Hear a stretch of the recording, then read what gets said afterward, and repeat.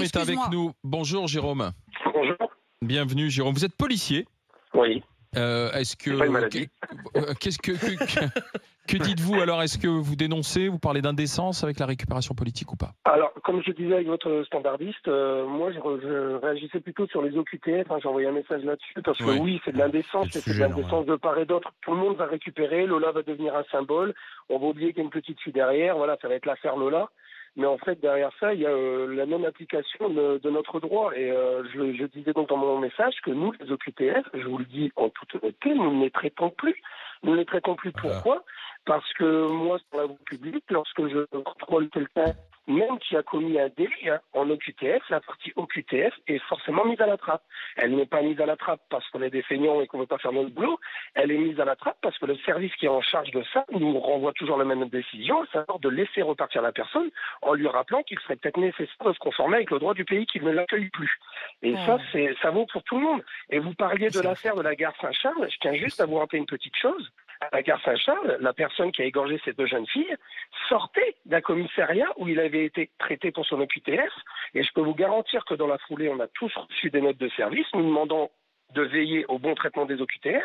Mais le problème, c'est que la chaîne derrière, la chaîne toujours la même, la chaîne judiciaire, sur laquelle il ne faut jamais taper puisqu'elle n'a aucun compte à rendre à personne, la chaîne judiciaire ne le fait pas. Le chaîne préfectorale non plus. Mais ça veut dire quoi, Jérôme, ne le fait pas? Ça veut dire concrètement que moi, si je tombe sur quelqu'un qui n'a pas le droit d'être sur le territoire national, si je fais mon travail pour lequel je suis payé par les contribuables français, je le ramène au commissariat, je fais une procédure qui dure une heure et demie.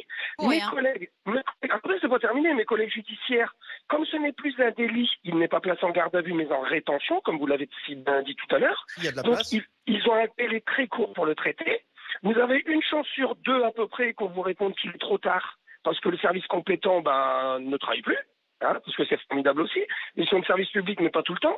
Et puis, vous avez une autre chance sur deux qu'on vous dise, bon, laissez-le repartir en lui rappelant, donc en le notifiant, en fait, vous faites un PV dans lequel vous lui dites, au fait, vous savez, vous n'avez plus le droit d'être là, ce serait bien de repartir. Évidemment, une personne dont on ne connaît pas l'adresse ni rien, il va évidemment repartir aussi sec. Il est tellement impressionné par le déploiement de force de la justice qu'il va repartir. Vous sentez bien l'ironie dans Et du coup, concrètement, aujourd'hui, Jérôme, vous les traitez plus ces cas-là? L'heure de procédure, vous la faites plus? Concrètement, je vais vous le dire honnêtement, c'est pas bien, il ne faut pas le dire. Concrètement, je ne le fais plus. Je ne le fais plus parce que je l'ai déjà fait 2 fois sur la même personne.